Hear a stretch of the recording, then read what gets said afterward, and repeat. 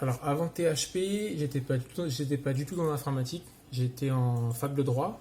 J'ai eu ma licence de droit et j'ai été étudiant entrepreneur. Donc je voulais monter ma boîte. Et quand j'ai fait les démarches pour avoir une plateforme sur internet, un site, une application, j'ai vu que c'était très compliqué, très cher. Et du coup, j'ai découvert THP par des pubs sur Instagram, sur Facebook. Et ça tombait, j'ai découvert ça durant l'été l'année dernière, un peu avant, en mai. Et du coup, je me suis dit, bah, pour lancer mon projet, autant que j'essaie d'apprendre à coder moi-même ma plateforme. Donc je me suis inscrit, j'ai essayé d'avoir deux, trois avis d'anciens étudiants. Et j'ai eu des bons retours, des super retours. Et comme quoi en 3 mois, c'était suffisant pour voir des bases en tout cas et voir si on aimait ça. Et donc voilà, je me suis lancé. Après mes études de droit, c'était l'été entre la licence et le master, l'année dernière. Donc voilà, et puis. Mais me suis pas lancé du tout là-dedans en pensant à faire du codage, faire du développement un jour. C'était plus une expérience.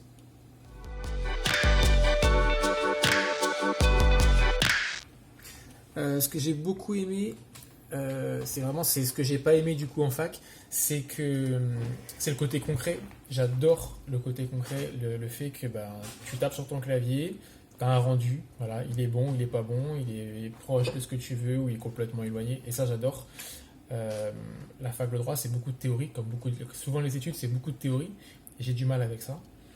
Euh, Aujourd'hui, donc j'ai beaucoup pratiqué avec THP, c'est ça qui m'intéressait, c'était, tu sais, tu arrives le matin, on te donne ton cours, voilà ce que tu dois savoir faire ce soir.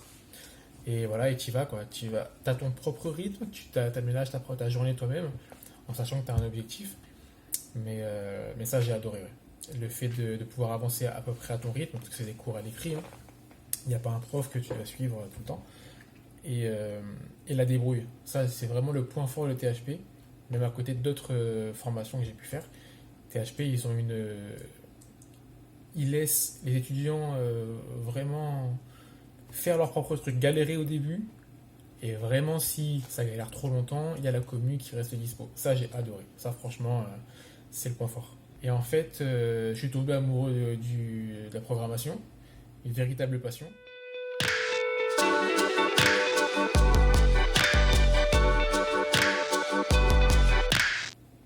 Alors j'ai pas encore travaillé dans une entreprise, donc pour l'instant j'ai pas d'expérience personnelle là-dedans, mais mes collègues qui eux travaillent me disent qui ont fait THP également, me disent que le mode du travail c'est ça quoi. C'est t'as ton patron ou ton client, c'est un freelance qui connaît rien au code, il te dit voilà moi je veux ça dans tant de temps, voilà.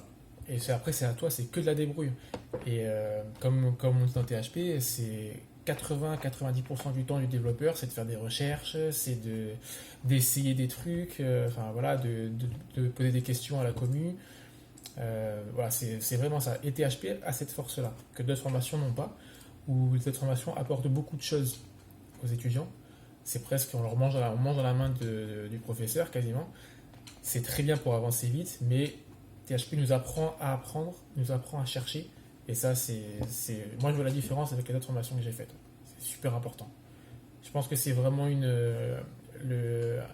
un miroir de la vie professionnelle ou quand tu seras face à ton PC avec ton contrat ou les ordres de ton patron, bah, tu n'auras pas de prof THP ou X pour venir t'aider, quoi, pour venir voir ton code.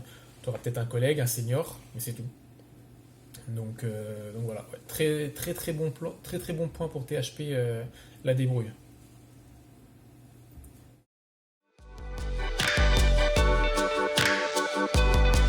De ce que j'aurais enlevé, j'étais pas fan des jokers, pas fan du tout.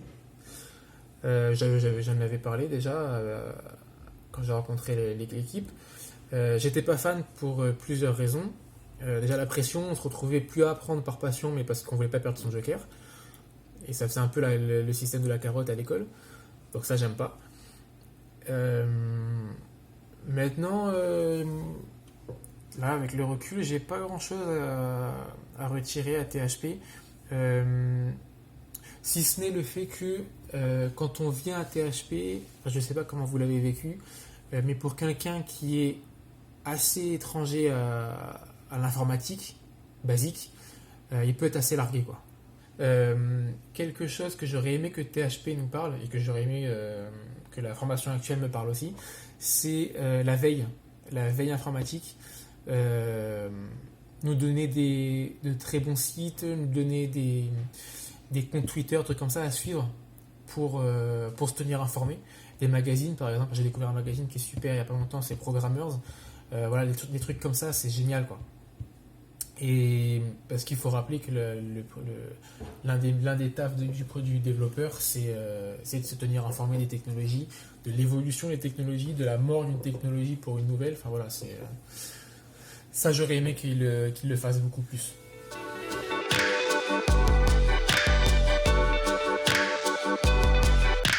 Mais là, maintenant que je commence un peu à coder, ça va bientôt faire un an, un peu plus d'un an que je connais le code.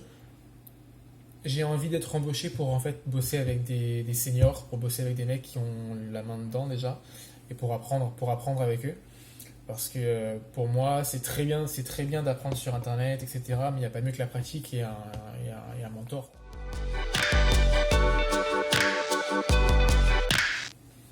Alors juste après THP, je savais que j'avais pas le niveau pour travailler euh, dans une boîte ou en freelance. Parce qu'en freelance, j'avais peur de me cramer et puis voilà, il y a quelqu'un qui te paye qui attend un retour, quoi. Donc j'étais pas chaud. Du coup, j'ai fait des projets perso, notamment pour ma mère qui a un cabinet. Et je lui ai fait son petit site, voilà, pour m'entraîner, pour me faire la main. J'ai commencé en septembre, en octobre, j'ai fini en décembre, un truc comme ça, qui est un projet ridicule, hein. Mais voilà, j'avais pas le niveau, mais l'objectif que j'avais, c'était mon projet, toujours, le projet que j'avais avant d'entrer à THP, qui a été d'ailleurs notre projet final à présenter au jury. Euh, mais quand j'ai fait THP, je me suis rendu compte qu'il y avait des problématiques assez importantes qu'il fallait résoudre avant de lancer le site. Donc du coup, j'ai gardé le projet. Après O'Clock, alors déjà, non seulement juste après O'Clock, c'est possible. Euh, la plupart des gens, si ce n'est tous les gens que je connais d'Oclock, ont été embauchés après la formation.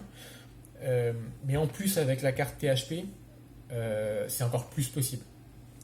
Parce que avec THP qui est super, qui a un langage assez sympa, même s'il est assez niche, il est sympa. Il y a de très gros projets qui sont faits sur Ruby. Et O'Clock qui va bosser lui sur JavaScript, voilà, j'ai quand même un stack assez sympa. Euh, donc oui, c'est possible de bosser après O'Clock. En freelance, c'est largement possible, hein, comme après THP, des mecs se lancent en freelance. Je sais pas, chez vous, il y avait des machines. Moi, dans ma promo, il y avait des monstres. Du coup, donc eux, ils avaient largement le niveau pour se lancer, alors qu'ils connaissaient pas du tout le code, mais ils avaient largement le niveau pour se lancer après.